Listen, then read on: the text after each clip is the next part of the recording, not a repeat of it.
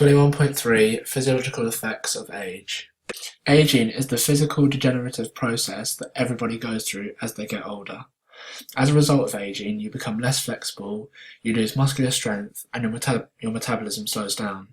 Your skeleton becomes weaker, your reaction times become slowed, and your cardiovascular and respiratory system become less efficient. Over the last 100 years, the percentage of older people has increased, as you can see from the graph. The Centre for Aging Better says that by 2024 there will be 25 million people aged 60 or over in Britain. This has enormous implications for the NHS because older people tend to have more health problems compared to younger people. If the older population is growing, this will cost the NHS a lot of money, which it doesn't have. There are some things that can be done about this though. There are two types of aging, which are chronological and biological. Chronological aging is something which cannot be changed. It's the process that the body goes through as it gets older over time and starts to deteriorate. Biological aging can be changed by a person eating healthily and regularly participating in exercise. If a person has a healthy lifestyle, then they can increase their life expectancy. People can age more healthily if they keep physically fit, so the government should be trying to help people to have a balanced, healthy, active lifestyle. Instead of spending all the national lottery money on elite sport, the government should be investing in widening participation for older people. One of the main reasons why older people don't take part in sport is because there isn't access or facilities or opportunities compared to what young people have available. For instance, young people have lots of clubs available that they can join, and they have to take part in at least an hour of PE at school each week. At school, you get introduced into sport and all the opportunities are available to take part. Adults are usually busy working or looking after children or their elderly parents, which stops many of them taking part in sport. Sport is not part of their lives. As people get older, they're not expected to be as physically active as young people. There is a stereotype that sport is for young people. Maybe if more older people took part in sport, it would become normalised, which would encourage others to take part. One way of encouraging more older people to use sports facilities would be to use photos of older people in the advertising posters. At Surrey Sports Park, where I swim, all the advertising shows young, slim, fit people. And at Mountbatten Swimming Pool in Portsmouth, there are photos of people who use the pool, and they are all different ages. This would make older people feel more included and more at home. There's another stereotype that older people shouldn't be competitive when they play sport. Recently, older people have been very successful in sport. For instance, Michael Phelps is 32 and he's still the best in the world. At the Australian Open, Roger Federer and Serena Williams both won at the age of 35. Elite sport is usually for the young people. However, there are some athletes who compete at the highest level. For instance, at Guildford City we have a swimmer who's 50 and he competes at the Arena League against people who are half his age. His name is Mike Hodgson and he won a bronze medal at the European Masters Championships in London 2016. The optimal career age can be from in elite sport can be from 18 to 26, but these athletes show how you can compete for much longer. Competitive sport could be used to help motivate older people to take part. For instance, you could have a mini football or hockey tournament for older people. They would have fun and make friends, but you need a motivating person to encourage those people to take part.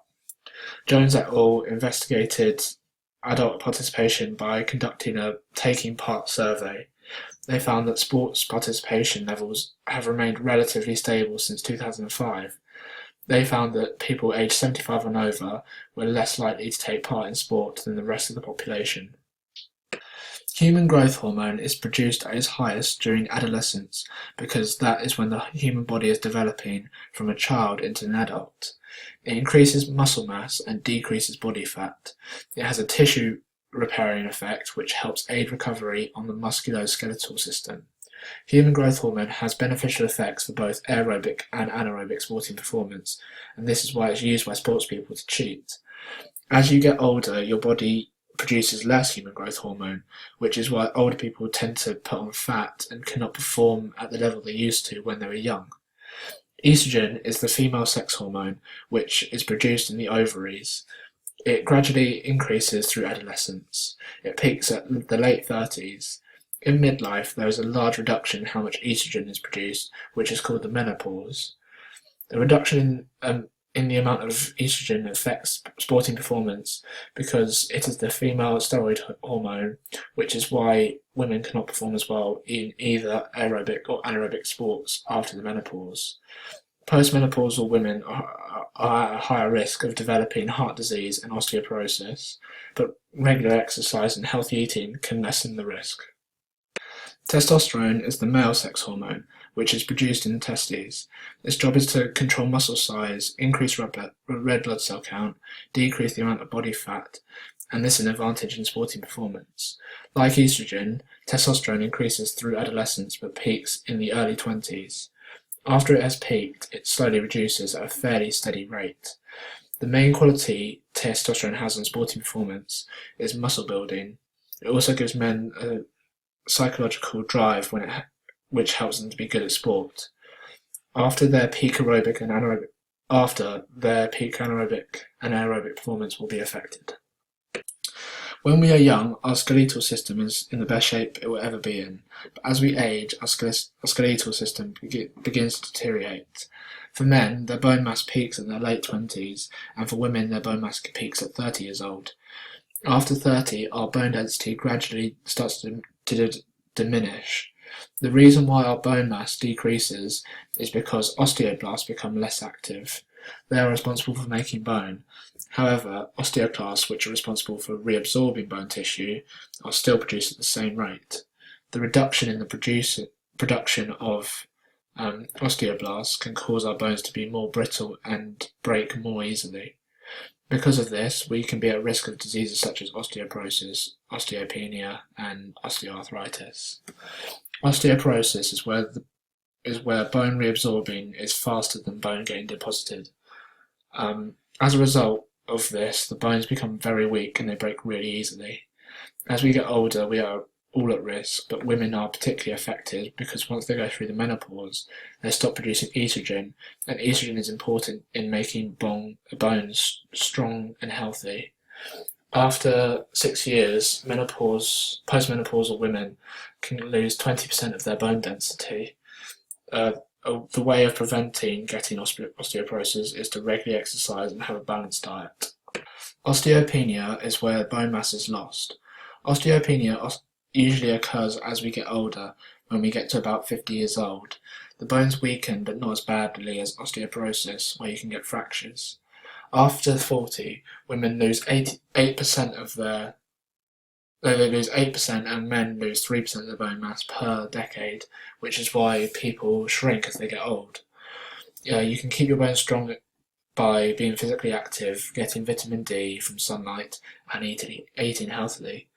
Smoking increases your risk, and so does a diet lacking in calcium and protein.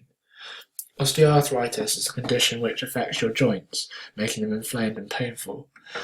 Risk factors for osteoarthritis are a family tendency, being overweight, overuse from sports, and problems with the joints, bones not lining up properly.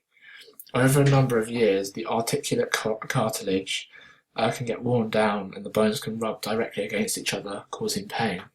The effects of osteoarthritis can be made less severe by building up the muscles supporting the joint with exercise such as cycling or swimming, or with physiotherapy or anti-inflammatory drugs. An injection can be given of liquid which acts like a synovial fluid lubricating the joint, or you can have surgery to improve or replace the joint.